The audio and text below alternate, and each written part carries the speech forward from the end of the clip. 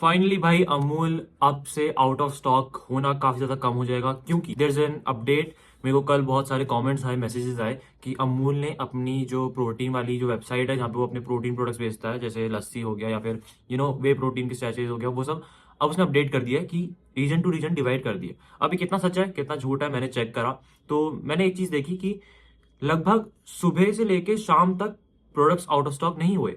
जो products like literally मिनटों में आउट ऑफ स्टॉक हो जा रहे थे वो अब नहीं हो रहे हैं। या तो ये बात सच है कि रीजन टू रीजन डिवाइड कर दिया गया है, या फिर ये बात सच है कि अब अमूल ने बहुत ज्यादा क्वांटिटी में ये चीजें बनानी मैन्युफैक्चरिंग शुरू कर दिया है, क्योंकि उनको एक वैलिड वो मिल चुका है कि रीजन कि हम लोग प्रोडक्शन स्टार्ट कर सकते हैं, फिर बढ़ा सकते हैं, क्योंकि लोग में डिमांड है। अब देखो अमूल ने कैसे प्रोटीन मार्केट को पूरी तरीके से पूरा खा सकता है, ये मैं वो चीज एक्सप्लेन करने वाला हूँ। देखो, पहली बात तो इतना सस्ता है। दूसरी चीज, इसकी बहुत ज्यादा ट्रस्टेड कंपनी है।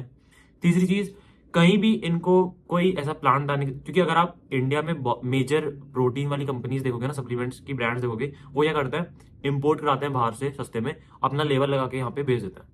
बहुत सारी ब्रांड्स यही करती हैं। सबका प्लांट नहीं है इंडिया में, ठीक है। अमूल का क्या है, अमूल के पास खुद का प्लांट है।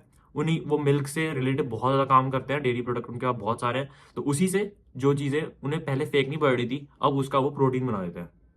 उनका उनके लिए भी फायदा है, हमारे लिए फायदा है कि इतने सस्ते में तभी हमें प्रोटीन मिल रहा है।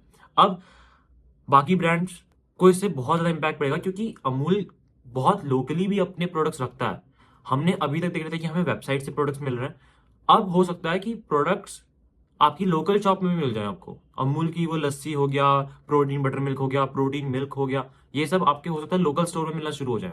पर्सनली देखो, मैं अमूल को काफी ज्यादा तारीफ इसलिए करता हूँ क्योंकि देखो, पहली चीज तो ये किसी से प्रमोशन नहीं कराते हैं, इनकी मार्केटिंग की कॉस्ट नहीं है, क्योंकि इनकी ये खुद ही एक मार्केट है भाई, खुद ही एक ब्रांड है, खुद नाम में ही वो है कि अमूल है, तो ट्रस्टेड है, कोई भी खा सकता है, कोई भी खरीद सकता है एंड सेफ है। तो पर्सनली मुझे भी काफी ज्यादा पसंद है एंड आई विश कि अगर ये चीज हमेशा के लिए अवेलेबल हो जाए, क्योंकि पहले ऐसा होता ना कि बड़ा ढूंढना पड़ता था, लगे रहना पड़ता था वेबसाइट पे रिफ्रेश करते हुए कि जब भी स्टॉक पे आई खरीद लो।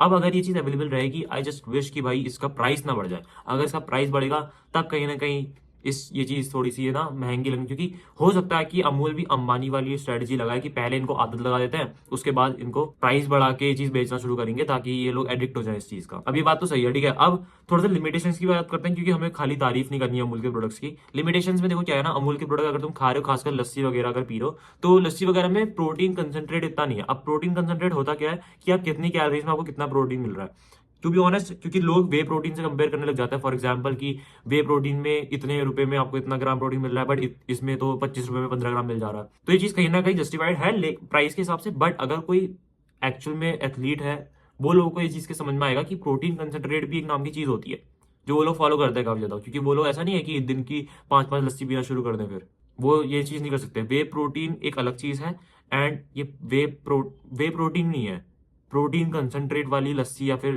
प्रोडक्ट्स हैं, खाली स्नैक्स हैं खाली, ठीक है। वे प्रोटीन को आप इससे कंपेयर मत करो। दूसरी चीज है भाई कि जिनके वे प्रोटीन के जो पैकेट्स आते हैं ना, वो इतने ज्यादा ऑप्टिमाइज नहीं है, लाइक जो फॉरेन की ब्रांड्स हैं जो इंपोर्ट करते हैं, उसमें मसल रिकवरी के लिए वो काफी ज्यादा ऑप्टिमाइज है, जो कि अमूल नहीं है इतना। तो अमूल अगर उस पर काम करता है थोड़ा, तो हो सकता है प्राइस भी बढ़ाए, लेकिन सच में जो बॉडी बिल्डिंग को बहुत सीरियसली फॉलो करते हैं उनके लिए काफी ज्यादा बेनिफिशियल होगी। एंड तीसरी चीज जो एक और है कि यार, अमूल के जो प्रोडक्ट्स है ना, जैसे लस्सी वगैरह या फिर ये जो स्नैक्स वगैरह है, इनमें अगर हाई प्रोटीन है तो इसमें ऐसा नहीं है कि नो एडिड शुगर लिखा है तो कुछ भी खराब नहीं है।